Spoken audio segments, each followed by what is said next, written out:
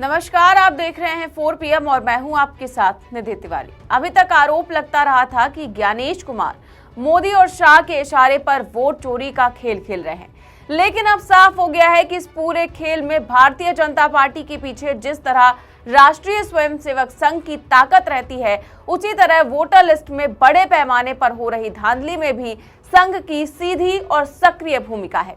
इस समय देश के 12 राज्यों में जबरदस्ती और जल्दबाजी में SIR की प्रक्रिया चल रही है। सरकार और चुनाव आयोग का दावा था कि इससे वोटर लिस्ट में पारदर्शिता आएगी, फर्जी और डुप्लीकेट वोटर हटेंगे, नए वोटर जुड़ेंगे। लेकिन कांग्रेस ने इसी SIR प्रक्रिया को हथियार बनाकर पूरे चुनाव आयोग के फर्जीवाड़े की पोल खोल दी है।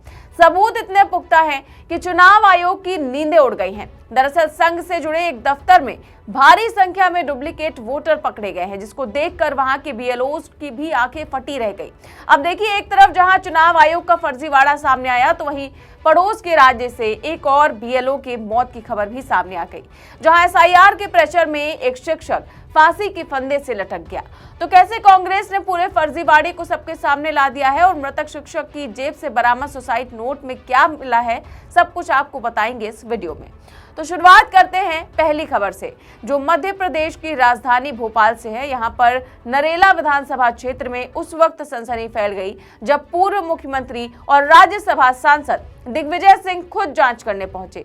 अब देखिए, नरेला कोई साधारण क्षेत्र नहीं, ये प्रदेश के कैबिनेट मंत्री विश्वास सारंग का गढ़ है।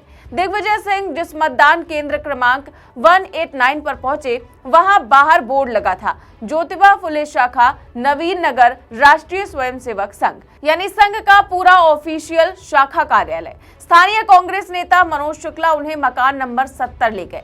वहां मतदाता सूची खोली गई तो नजारा सामने आया, उससे हर किसी के होश उड़ गए।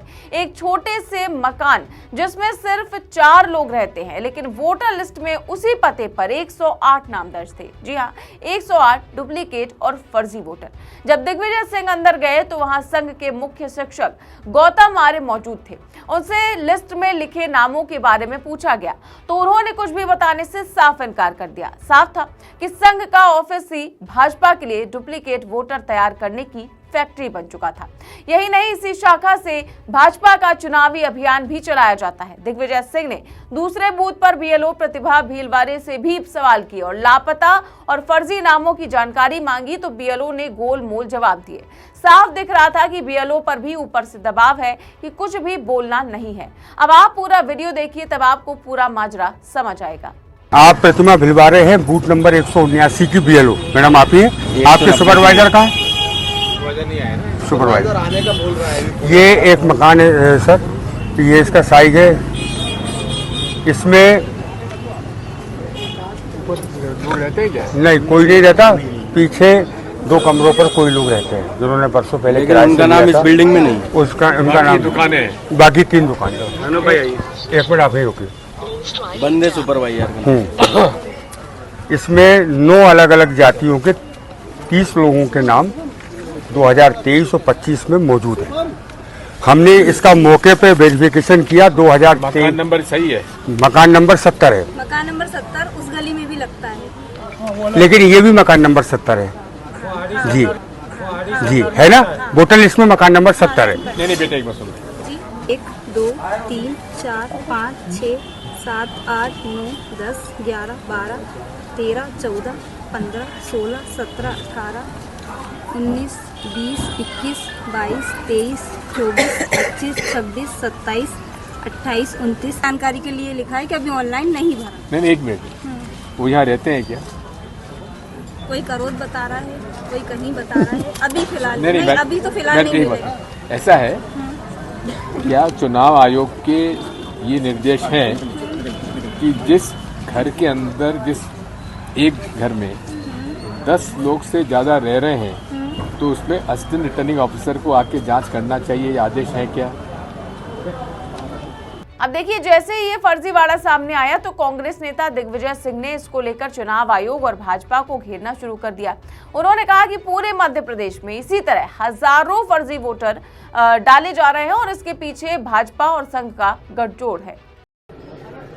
ये नरेला विधानसभा के बूथ क्रमांक 151 हाँ?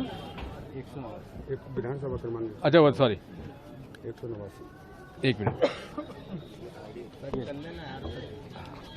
नरेला विधानसभा के बूथ क्रमांक 189 का ये मकान है, हाउस नंबर 70।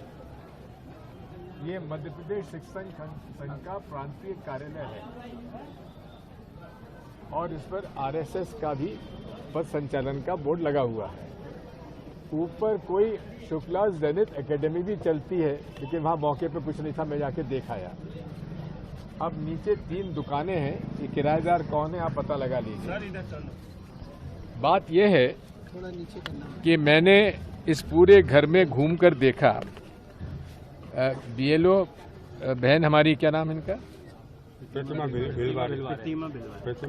प्रतिमा भिलवारे यहाँ की बीएलओ हैं। वो इसके पहले नहीं थी। इसके पहले जो बीएलओ थी वो हज के लिए गई हुई हैं और सुपरवाइजर भी चेंज हो गए हैं। सुपरवाइजर यहाँ के हैं श्री रमेश जैन। श्री रमेश जैन फोन नहीं उठा रहे हैं। मैंने एसडीएम साहब जो कि एआरओ हैं उनको फोन लगाया, उनसे बात हो गई। उन्होंने कहा हम पटवारी को भेजते हैं। हमने कहा हमको पटवारी से लेना देना नहीं है, हमको तो बीएलओ, सुपरवाइजर और एआरओ से मुलाकात करनी थी, क्योंकि जो 2025 की मतदाता सूची हमको मिली है उसमें इस मकान में 30 लोग के नाम लिखे हुए, 30। उसमें से एक केवल यहाँ मकान में रहता है, केवल एक व्यक्ति। यहाँ के 29 लोगों के फर्जी मतदाताओं के नाम यहाँ लिखे हुए हैं। ये एक हनिया में हम लोग जब चावल पका नहीं पका देखते हैं तो एक चावल देखते हैं। अब आप समझ सकते हैं कि एक मकान में जहां 30 वोटर का नाम लिखा हुआ है वहां केवल एक मतदाता रहता है और ये मध्य प्रदेश शिक्षक संघ आरएसएस का कार्यालय है। और वहां पर जो व्यक्ति गौतम आर्य रहते हैं वो आरएसएस के शाखा प्रशिक्षक हैं। उन्होंने बताया वो ग्वालियर के रहने वाले हैं और यहाँ पर आरएसएस के कार्यकर्ता के रूप में यहाँ रहते हैं और आरएसएस की यहाँ बैठक होती है। बात वही है कि आरएसएस की बैठक जहाँ होती है वहीं फर्जीवाड़ा हो रहा है, तो इसका अब दोष किसके पास जाए, किसको दें हम दोष? पूरा एसआईआर की जो प्रक्रिया है वो दोषपूर्ण है। और ये तो मनोज शुक्ला जी का एक सक्रियता है जिसकी वजह से हम पकड़ पाए बात को। पूरे भोपाल में 25% हमारा अंदाजा है, 25% फर्जी मतदाताओं की सूची में नाम है। लेकिन कहानी यही खत्म नहीं होती। एक तरफ चुनाव आयोग और भाजपा मिलकर वोटर लिस्ट से विपक्षी इलाकों के वोटर काट रहे हैं, दूसरी तरफ बीएलओज पर इतना खौफनाक दबाव डाला जा रहा है कि वो जान दे रहे हैं। इस बीच उत्तर प्रदेश से एक और रोंगटे खड़े कर देने वाली खबर सामने आई कि मुरादाबाद में बीएलओ का काम कर रहे 45 साल के शिक्षक सर्वेश सिंह ने आज सुबह अपने घर में फांसी लगा ली। उनकी जेब से सुसाइड नोट बरामद हुआ जिसमें साफ लिखा था कि एसआईआर का टारगेट पूरा करने का भयानक प्रेशर और अधिकारियों का लगातार दबाव बर्दाश्त नहीं हुआ, इसीलिए उन्हें मौत का रास्ता आसान लगा। बता दें कि यूपी में एसआईआर शुरू होने के बाद अब तक 7 बीएलओज की मौत हो चुकी है, जिनमें 3 ने आत्महत्या की है। वहीं मध्य प्रदेश में भी कई बीएलओज बीमार पड़ चुके हैं, मानसिक तनाव से ग्रस्त हैं और ये कोई इत्तेफाक नहीं है। ये एक सुनियोजित साजिश का हिस्सा है जिसमें बीएलओ को धमकाया जा रहा है कि टारगेट पूरा करो वरना नौकरी जाएगी, ट्रांसफर हो जाएगा, एफआईआर होगी। और टारगेट क्या है? विपक्षी बहुल इलाकों से असली वोटरों के नाम काटो और भाजपा संघ के अड्डों पर सैकड़ों फर्जी वोटर डालो। वही कांग्रेस ने अब ये साबित कर दिया है कि एसआईआर का असली मकसद पारदर्शिता नहीं बल्कि भाजपा के लिए वोट चोरी की जमीन तैयार करना है। संघ की कार्यालय अब वोट चोरी की फैक्ट्री बन चुके हैं। एक छोटा सा कमरा, 4 असली रहवासी, लेकिन 108 वोटर। ये सिर्फ भोपाल ही नहीं, पूरे देश के 12 राज्यों की हकीकत है। आज देश की चुनावी व्यवस्था पर भाजपा संघ चुनाव आयोग की तिकड़ी ने कब्जा जमा लिया है। अगर अभी नहीं चेते, अगर सुप्रीम कोर्ट ने तुरंत हस्तक्षेप नहीं किया, अगर SIR को पूरे देश में स्थगित नहीं किया गया, तो आने वाला चुनाव लोकतंत्र का अंतिम संस्कार साबित हो जाएगा। फिलहाल इस पूरे मामले पर आप क्या सोचते हैं, हमें कमेंट बॉक्स में अपनी राय जरूर दें। चैनल को सब्सक्राइब भी करें और ज्वाइन भी करें। देश और दुनिया की तमाम बड़ी खबरें जानने के लिए देखते रहिए 4PM न्यूज नेटवर्क। नमस्कार।